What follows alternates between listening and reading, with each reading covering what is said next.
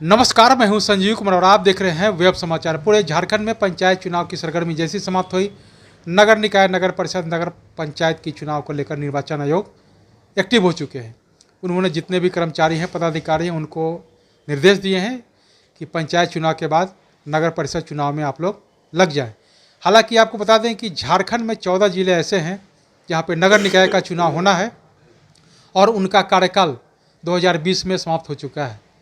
कई जिले ऐसे हैं जिनका कार्यकाल 2023 में समाप्त होगा। तो अभी हम आए हुए हैं रांची जिला नगर निगम में और वार्ड नंबर 22 यहाँ के जो वर्तमान वार्ड पार्षद हैं नाजिया असलम जी हैं। हालांकि वो अभी नहीं हैं, क्षेत्र में गए हुए हैं। तो हमसे जुड़े हुए हैं पूर्व पार्षद हैं, उनके पति हैं मोहम्मद असलम जी हैं।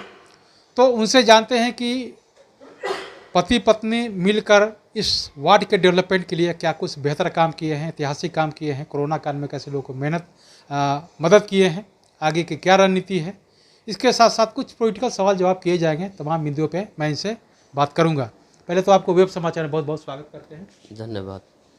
ये बताइए कि जनता ने आपको 2 बार मौका दिया, तीसरी बार आपके पत्नी को मौका दिया, क्या कुछ डेवलपमेंट का काम हुआ अब तक? देखिए, जनता मौका उसी व्यक्ति को देती है जो उसके प्रति खरा उतरे जी।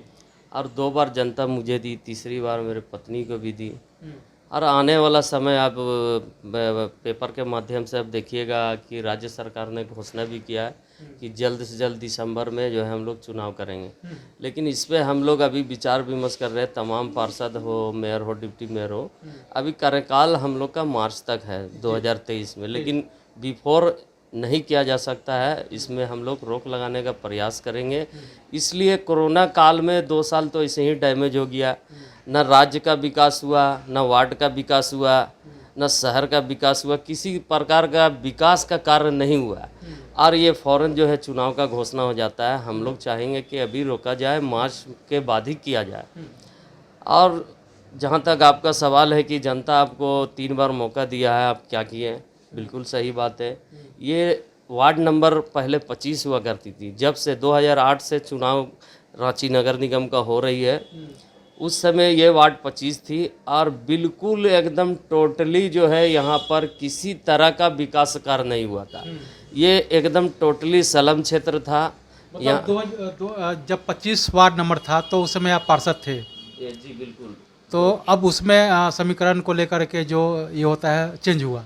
हाँ, 2 टाइम 2008 से लेकर 13 तक 25 था और अभी जो है वर्तमान में 2018 में जब चुनाव हुई तो उस समय जो है इस वार्ड का समीकरण में नाम चेंज हो गया, वार्ड नंबर 22 हो गया। लेकिन मैं आपको बता देता हूँ 2008 से लेकर 2008 से पहले ये टोटल सलम क्षेत्र था। किसी प्रकार का कोई कार्य यहाँ नहीं होता था, ना हुआ था और होता भी नहीं था। चाहे हमारे एमएलए हो, एमपी हो, बहुत मतलब एकदम माइनर फंड यहाँ दिया करते थे। ये बहुत बड़ा ऊपर वाला का करम हुआ कि सिटी में है रांची नगर निगम का गठन हुआ, 2008 से चुनाव हुआ। वार्ड पार्षद जब आए तो अपने अपने गली मोहल्ले को डेवलपमेंट का काम किए। इस क्षेत्र में हम भी 2008 में जीत के आए। तो ये जगह जहाँ बैठे हुए हैं, यहाँ बदबू का अंबार था, यहाँ कचरा का अंबार था। इसको सफाई किए, डेवलपमेंट का काम किए। यहाँ पर आप बैठे हुए शांति से पंखा का हवा खा रहे हैं और हर जगह कच्ची सड़क, कच्ची नाली, ये सब हम लोग काम किए जनता का सहयोग से। और अभी भी यहाँ पर बहुत सारी कार्य बाकी है। अभी तो सबसे बड़ी मसला आ गई है कि आप देखिए, पहले जब रांची शहर में जो है जलमीनार और पाइपलाइन का जो प्लान बिछा था तो 1.5 लाख की आबादी थी। जिस समय जलमीनार बना रांची शहर में, हमारे हिंदपीढ़ी में जिला स्कूल में बना, 1.5 लाख की आबादी का प्लान करके बनी थी। आज जो है पूरे रांची विधानसभा का जो आप आकलन कीजिएगा तो इसका ग्रोथ इतना बढ़ गया है, 4.5 लाख 5 लाख तो वोटर हो चुका है और लगभग 7 लाख 8 लाख की आबादी हो गई है। तो अब इसमें पानी पाइपलाइन में जो है ना, पानी का जो बहुत प्रॉब्लम हो गया। सप्लाई पानी जनता तक नहीं पहुंच पा रही है। इसका बहुत राज्य सरकार को बहुत बड़ा प्लान इसको करना चाहिए कि कैसे हम जो है पानी की समस्या को दूर करें। सरकार प्लान लाती है कि घर घर पानी पहुंचाएंगे, पानी का टैक्स दीजिए और ये मिनी HYDT बोरिंग ये सब बंद करेंगे, लेकिन आप जनता को फुलफिल तो कीजिए पहले, उसके घर तक पानी पहुंचाइए, तब तो टैक्स पूरा देंगे वो पानी का। मसला बहुत है अभी वार्ड में, क्या पूरे रांची शहर में जितना जो है 53 वार्ड है, सब वार्ड में अभी काम बाकी है। ऐसा नहीं है कि काम नहीं है, और जनता चुनकर भेजता है काम करने के लिए, काम कर रहे हैं हम लोग। आगे भी अगर जनता भेजेगा तो इस वार्ड के लिए काम करने के लिए इच्छुक है, काम करते रहेंगे ये इंशाल्लाह। बताइए कि अब तक कितने लोगों को प्रधानमंत्री आवास योजना का लाभ मिला? प्रधानमंत्री आवास योजना का जो है आपका वर्टिकल 3 में लगभग हम लोग जो है 250-200 आवास योजना का, तीनों कार्यकाल मिला के। हाँ तीनों कार्यकाल में लगा। इस कार्यकाल में तो अभी तक के नहीं हुआ है, हमारे 2 कार्यकाल में लगभग 220-25 हम लोग बनवाए हैं जी। पेंशन तो अलग मामला हो गया, रांची नगर निगम से उसका कनेक्शन नहीं है, वो तो आपका SDO के माध्यम से होता है, आपका CO ऑफिस से होता है। पेंशन अभी पहले अपने कार्यकाल में 2008 से लेकर हमने 13 तक काफ़ी बनाया था। इस बार जो है, इस बार भी बहुत सारा फॉर्म को हम लोग वहाँ जमा करवाए, लगभग आस्ते आस्ते 20-25-50 करके ऑफिस से सूचना आ जा रही है कि ये लोगों का बन गया। हम लोग मैसेज दे देते हैं कि आप अपने अकाउंट में जा कर के पैसा निकाल लीजिए, वहाँ से पैसा आ गया पेंशन का जी। ये बताइए कि शौचालय कितना बनवाए हैं आप अपने कार्यकाल में? शौचालय भी लगभग हम लोग के एरिया में 500 से अधिक शौचालय बने, 400-500। जरूरतमंद है उन लोग को। हाँ जो जरूरत, हम तो पहले बताया आपको, ये स्लम क्षेत्र था, जी, बड़ा बड़ा नाली है, नदी है, सब लोग जो है सोच जो है आपका नाला में पाइप निकाल के करता था, उस सबको हम लोग बंद कराए, और सबको प्रधानमंत्री जो शौचालय का योजना था उसका हम लोग सबको फिल करवाए, सबको बनवाए, घरे घर जा कर के। नदी में आपका जो है पाइपलाइन का कनेक्शन था उसको बंद करवाए। मतलब जो शौचालय का जो सुविधा है सब घर में फुलफिल हो चुका है फुलफिल हो चुके हैं। जी। कोरोना काल में कैसे लोगों को मदद की? कोरोना काल में देखिए, ये हिंदपीढ़ी तो पूरा सीलिंग एरिया था, सील कर दिया गया था। कोरोना रांची शहर में यहीं से शुरुआत हुई, ये मैसेज के चलिए पेपर के माध्यम से या अफवाह के माध्यम से कि हिंदपीढ़ी में ही सबसे पहले कोरोना आया, बल्कि वैसा कुछ नहीं था, लेकिन इसको सील कर दिया गया था। और काफ़ी लोग जो है यहाँ, ज़्यादातर लोग गरीब गुरबा है, बेरोज़गार हो गए थे, और भूखमरी का आलम था। जो रांची हिंदपीढ़ी क्षेत्र के अंदर जितनी भी बड़ी बड़ी संस्था है, इन लोगों ने सब मिलजुल कर, हम लोग भी अभी जहाँ इस जगह पे बैठे, ये हमारा संस्था 1992 से अमन यूथ सोसाइटी, ये सोसाइटी की ही ऑफिस है। मेरा वार्ड पार्षद का ऑफिस पीछे है, तो ये सोसाइटी भी और बहुत सारे ऐसी सोसाइटी है, सभी लोगों ने मदद किया है। हमारे सोसाइटी से जितना मुनासिब बन सका हम लोगों ने, तमाम हमारे मेंबर लोगों ने, बल्कि ऊपर फ्लोर में यहाँ पर फैक्ट्री बना दिया गया था।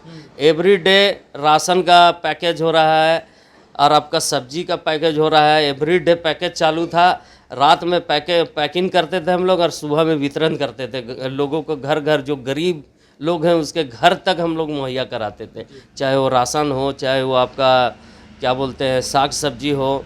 दूसरी बात है कि उसी समय हमारा फेस्टिवल भी था, ईद था, रमज़ान था। उस समय भी हम लोगों ने लोगों को, जो गरीब है, जिसके घर में खाने का ठीक नहीं है, राशन के साथ साथ उसको हम लोग लिफाफा में, बहुत ऐसे लोगों जिसको गुप्त रूप से हम लोग उसको पैसे का भी मदद किए थे इस सोसाइटी के माध्यम से। बताइए, आपके कार्यकाल में या आपकी पत्नी के कार्यकाल को अगर जोड़ के देखा जाए तो ऐतिहासिक काम कौन सा हुआ?